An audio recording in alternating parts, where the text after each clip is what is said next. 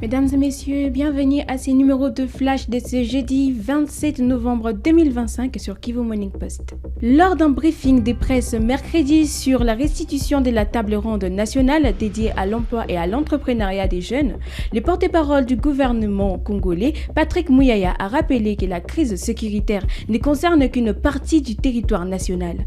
Il a dénoncé la perception extérieure qui présente la RDC comme un pays extrêmement en guerre. Patrick Muyaya a encouragé les partenaires et les investisseurs à voir dans chaque défi une opportunité pour entreprendre et développer les pays. Mais je crois qu'il y a... Vous faites bien de reposer cette question sur la paix. Mais je suis désolé, parfois l'entrepreneuriat évolue bien en cas de conflit. Parce que ça crée un nouvel écosystème. Parfois, l'entrepreneuriat peut trouver son essor en cas de crise ou d'épidémie. Ici, c'est l'épidémie, la crise, mais c'est la capacité de nous adapter. Parce qu'en fait, l'entrepreneuriat, c'est quoi? C'est la capacité à donner une réponse à un problème vécu. J'ai besoin de vous joindre, vous êtes loin, on crée les téléphones, j'arrive à vous joindre. Pendant le Covid, ici, pendant la pandémie, moi, je connais une dame qui a industrialisé pratiquement la fabrication de masques. Elle en a tiré profit. Et donc ici, il ne faut pas attendre, il ne faut pas donner l'impression que parce qu'on n'a pas la paix, encore qu'en parlant de paix chez nous, évidemment, je ne voudrais pas réduire la portée de la crise que nous connaissons parce qu'elle nous affecte tous, mais ça représente combien de pourcents sur 2 345 410 km². Parce que la propension de certains en dehors, c'est de nous définir, on dit en RDC, il y a la guerre. Certaines personnes qu'on reçoit à Kinshasa sont surprises, de dire, mais avant de venir ici, on nous disait que ça tirait de partout. C'est pour ça que justement, dans le travail que nous faisons sur le narratif, nous insistons beaucoup sur les faits que la RDC, comme le ministre l'a décrit tout à l'heure, mais c'est le réservoir de toutes les ressources du monde, si je peux m'exprimer ainsi. Et les Congolais doivent être le premier à développer une intelligence qui leur permette de tirer profit de ce qu'ils ont. Et donc, ce n'est pas le fait que nous ayons cette crise que nous avons dans l'Est qu'on va s'y refuser, ou on va se dire, ce n'est pas le milieu qu'il faut pour aller investir. Je vous ai donné un exemple d'un investissement en temps de crise, en temps de Covid. On ne sortait pas de la maison, mais on savait où nous procurer les masques. Et donc ici, c'est justement faire cet appel à l'intelligence, comme le président de la République le disait tout à l'heure, des Congolais, cette capacité à observer. Regardez comment Facebook a été créé, regardez comment Uber a été créé, regardez comment i5 a été créé, pour ceux qui de ma génération se souviennent encore, mais c'est des jeunes étudiants sur les sites universitaires. Et donc, il faut qu'on essaye simplement de pousser plus loin nos réflexions dans la compréhension de nos problématiques et d'être en mesure de proposer des solutions. Ici, il y a un accompagnement. On parlait tout à l'heure de capacitation, d'accès au crédit, d'accès au marché. Mais le point de départ, avant même d'arriver à tout ça, c'est d'avoir une idée, d'avoir une initiative. Et puis plus tard, le ministre a parlé des incubateurs. Donc, les incubateurs servent à quoi? Aujourd'hui, on a remarqué, parce que moi-même, j'étais un peu, comme député, je suivais un peu les questions d'entrepreneuriat, mais on n'a peut-être pas toujours la culture de partager les risques. Le projet qui avait gagné les concours de start-up qu'on a organisé en 2013, c'était des jeunes, un groupe de jeunes, mais ils avaient un financement de 20 000 $, mais ils n'y ont jamais eu accès, parce qu'ils ne se sont pas entendus. Ils disent non, moi je dois avoir 40%, c'était mon idée. Mais dans ce que le ministre a dit, dans la capacitation, c'est aussi cette capacité qu'on vous donne de travailler en groupe, de prendre les risques ensemble. Vous vous dites, nous sommes tous des professionnels des médias, pourquoi on ne créerait pas une plateforme qui nous permettrait, par exemple, de communiquer 24 heures sur 24.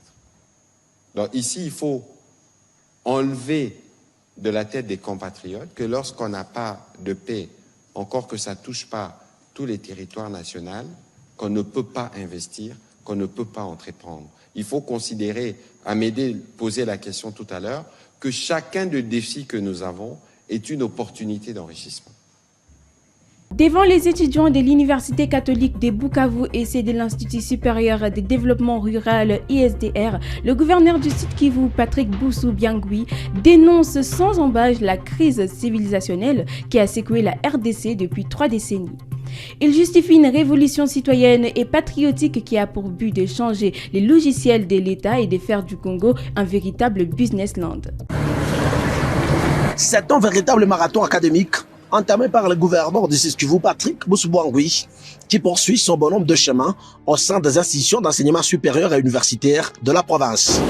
À l'honneur, ce mercredi 26 novembre, les étudiants et le corps scientifique et académique de l'Institut supérieur de développement rural et ceux de l'Université catholique de Bukavu à l'amphithéâtre Georges Defour au campus de Bugabo. Quel sera le sort du projet une fois l'accord de paix soit effectif? Dans un entretien à bâton rompu et aux accents patriotiques, le chef de l'exécutif provincial, qu'accompagné d'autres autres personnalités du mouvement révolutionnaire AFC 23, se sont livrés à l'exercice citoyen d'expliquer sans détour à l'assistance la vision, les causes profondes qui ont concouru à la naissance du mouvement de libération AFC 23. Patrick Boussou-Biangui va justifier cette révolution par la crise civilisationnelle que connaît la RDC depuis plus de 3 décennies, laquelle tranche singulièrement avec l'immensité de richesses dont regorge le pays qui souffrait d'une véritable absence de l'État.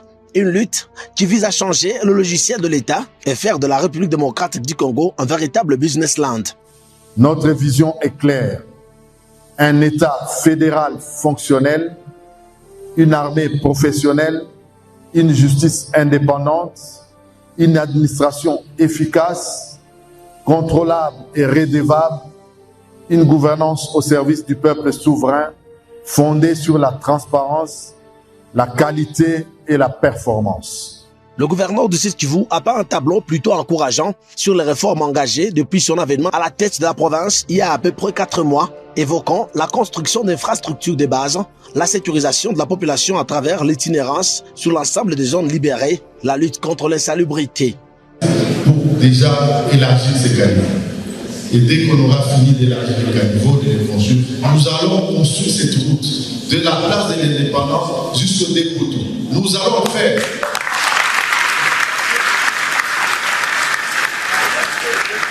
Prenant la parole, l'inspecteur général de l'AFC 23, Amani Kabasha Babou, va évoquer l'idéologie de l'Ubuntu, expression parfaite de l'humanisme à l'africaine et qui constitue en soi le véritable contrat moral de l'AFC 23 avec la nation congolaise.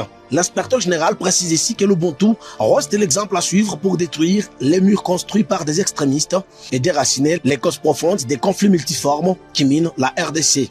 Chers camarades de l'ISDR et de l'ICB, c'est au nom de l'Ubuntu que je vous demande d'agir en homme de bien, de combattre le mal avec votre dernière énergie, combattre le tribalisme, combattre tous les maux qui ont fait à ce que notre pays puisse se retrouver là où il est toujours. Faites Ubuntu et devenez Abantu.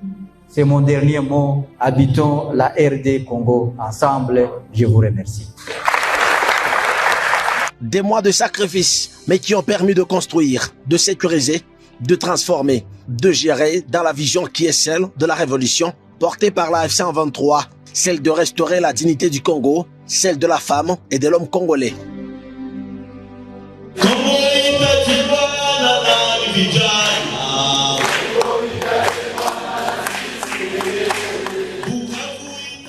Les forces armées de la RDC et FARDC ont affirmé ce 26 novembre 2025 que le général des brigades Muteteke restera en poste à Magambo dans les territoires de Irumu jusqu'à l'achèvement de sa mission. Cette mise au point intervient après une campagne menée par la CRP accusée de vouloir tenir l'image de ces hauts gradés engagés dans la sécurisation de la zone minière. Les porte-parole des FARDC en Ituri, le lieutenant-colonel Jules Ngongo, a dénoncé une diabolisation sans fondement et assuré que l'armée demeure déterminée à poursuivre ses opérations dans cette partie du pays. Halte à la manipulation, halte au stratagème de décourager les officiers épris de paix qui se sacrifient pour restaurer l'autorité de l'État. Nous le disons encore une fois, le général Muteteke va rester là où il est jusqu'à la fin de sa mission. Si la CRP a perdu Mabanga, qui était un centre de gravité de ces mouvements, source de financement de la CRP Zaïre alliée du M23. Voilà aujourd'hui, après la reconquête des forces armées de la République démocratique du Congo, Mabanga respire et ça dérange les ennemis de la paix. Ça dérange les ennemis de la paix. Voilà, il met en place une stratégie pour décourager un officier général qui travaille pour que la population respire. Et les ennemis de la paix, ils se sont décidés pour manipuler l'opinion, soi-disant, il est là pour faire le contraire à sa mission. À Kinshasa, la ministre d'État, ministre des Hydrocarbures, Akacia Bandoubola Mbongo, a présidé ce mercredi 26 novembre 2025 une importante réunion autour des activités pétrolières de sa société pétrolière Perenco en République démocratique du Congo. La ministre d'État, ministre des Hydrocarbures, Akacia Bandoubola Mbongo, a présidé ce mercredi 26 novembre 2025 une importante réunion autour des activités pétrolières de la société Perenco en RDC. Cela fait bien longtemps que le gouvernement de la République s'est engagé avec un cabinet d'audit international qui a pour mission auditer toutes les activités de la société pétrolière Perenco en RDC. La ministre d'État, ministre des Hydrocarbures, Akacia Bandoubola Mbongo, a annoncé la reconduction d'un an du contrat du cabinet Jantet et a ajouté qu'une task force mandatée par la République a été mise en place. Nous sommes effectivement mandatés pour assister le ministère des Hydrocarbures dans le cadre d'une assistance générale. Perenco est un opérateur historique de la République démocratique du Congo. Des satisfactions, demande quelques éclairages, mais en aucune façon il s'agit d'actionner quoi que ce soit à l'encontre de ce groupe. Notre tâche consiste à assister les personnes du ministère compétentes pour faire respecter les lois congolaises, notamment en matière d'environnement, en matière d'exploitation des hydrocarbures. Du côté de Perenco, leurs délégués qui ont pris part à cette importante réunion ont remercié la ministre d'État et ont rassuré le gouvernement pour cette collaboration et ont promis d'être disponibles pour toutes les discussions. Mesdames et messieurs, nous arrivons à la fin de ces flashs d'information de ce jeudi 27 novembre 2025. Merci à vous de nous avoir suivis sur Kivu Morning Post. Sur ce, nous vous disons portez-vous bien et à la prochaine.